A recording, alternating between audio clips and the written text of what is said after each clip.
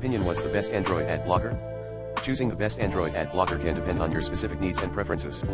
However, here are a few popular options. 1. AdGuard. AdGuard is a highly regarded ad blocker for Android that not only blocks ads in browsers and apps but also provides additional features like privacy protection, malware blocking, and customization options. 2. Blokada. Blokada is another effective ad blocker for Android that blocks ads in browsers and apps, including in-app advertisements. It also offers features like tracking protection, which enhances privacy while browsing.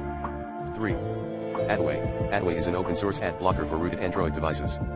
It works by modifying the host file to block ad servers, effectively preventing ads from appearing in browsers and apps. Due to its root requirement, it may not be suitable for all users. 4. DNS66. DNS66 is a free and open-source ad blocker that works by creating a local VPN to filter out ads and trackers. It doesn't require root access, making it accessible to a broader range of users. It's lightweight and easy to use. 5. Blokada. Blokada is another free and open-source ad blocker that works without root access. It uses a VPN to filter out ads and trackers, providing ad-free browsing and improved privacy.